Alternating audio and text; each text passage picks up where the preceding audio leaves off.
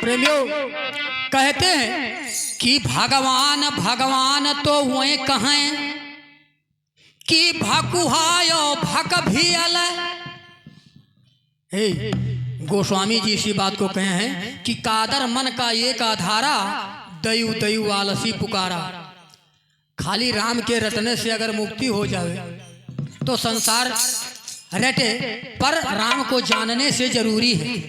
राम नाम वह कहें, राम नाम सब कहें कि जानत सकल जहान, और बिन पारख पावत नहीं यह घट घट व्यापिक राम। इसलिए कहते हैं कि जगत में भोजन है भगवान। क्या भगवान है? जगत में भोजन है भगवान, कि मैंने देखा ढूंढ जहान, जगत में भोजन है भगवान।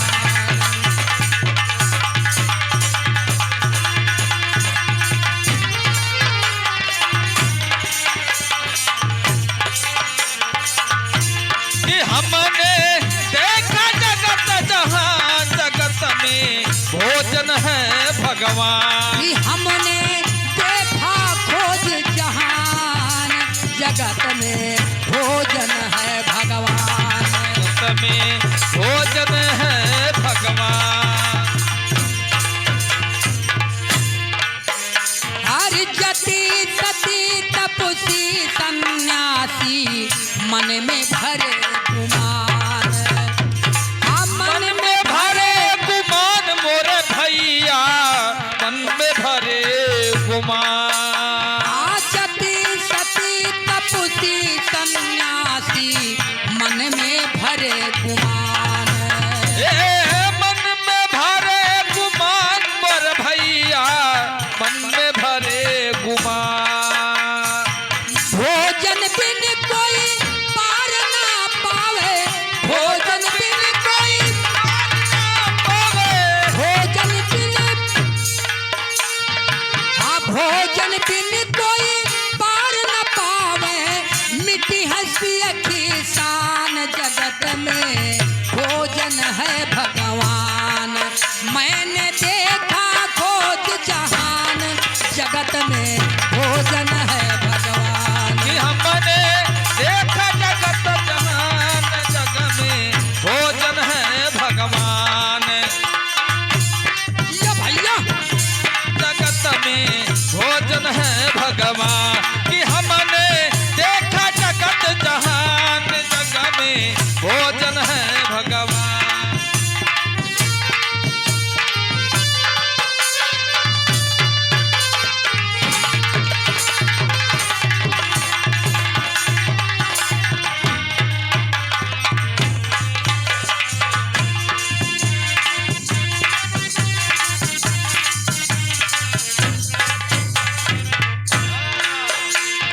राजा रंग गरीब धनी सब जतन हुए महान।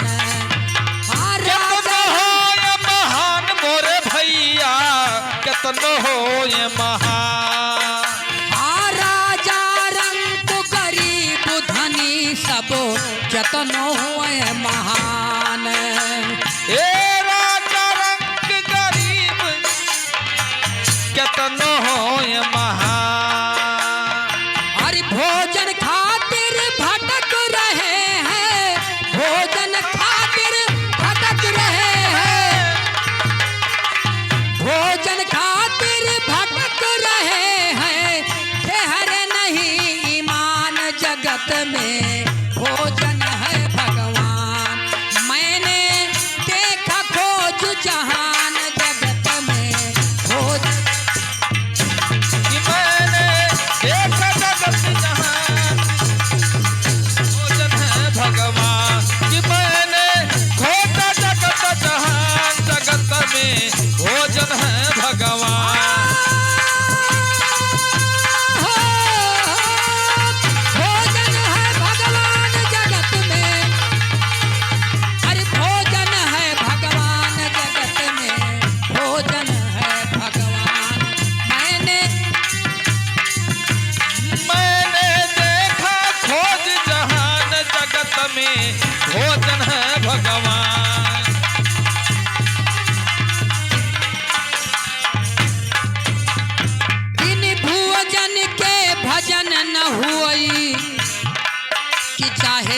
बकी मरो पियत पुराण, बकी मरो पियत पुराण या भैया, बकी मरो पियत पुराण।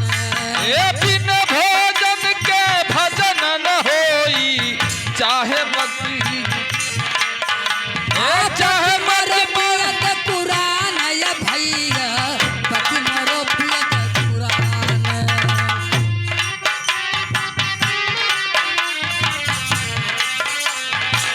जप तप नियम व्रत और पूजा, जप तप नियम व्रत और पूजा, करत फिरे इंसान जगत में, भोजन है भगवान।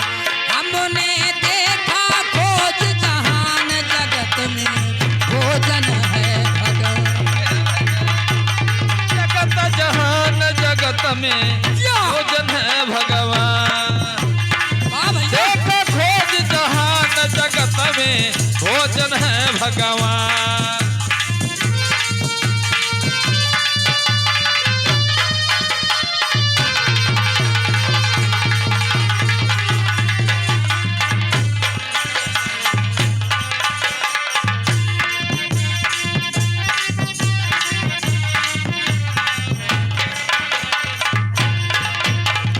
ऋषि मुनि और पीर यहुलिया, चतुर कवि विद्वान, चतुर कवि विद्वान या बाबू, चतुर कवि विद्वान।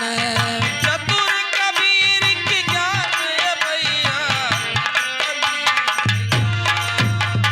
ऋषि मुनि और पीर यहुलिया, चतुर कवि विद्वान। एक चतुर कवि विद्वान ये भैया, चतुर कवि विद्वान। मंदिर मस्जिद गिरजा घर में, मंदिर मस्जिद गिरजा घर में,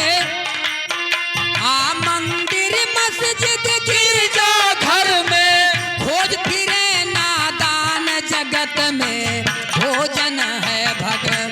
कि हमने देखा खोज जहान जगत में, कि हमने देखा खोज जहान जगत में भोजन है भगवान। कि हमने खोजा जगत जहान जगत में भोजन है भगवान।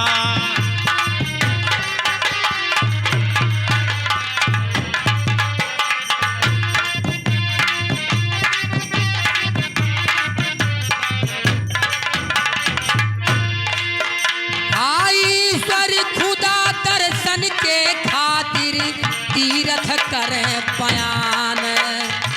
ईश्वर करे बयान मोरे भैया, तीरथ करे बयान। तो वह जब चला जाए तो भगवान वहीं बैठा है, भेंट हो जाए।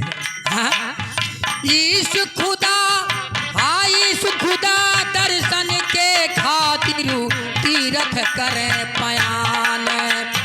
तीरथ करे बयान मोरे भैया, तीरथ करे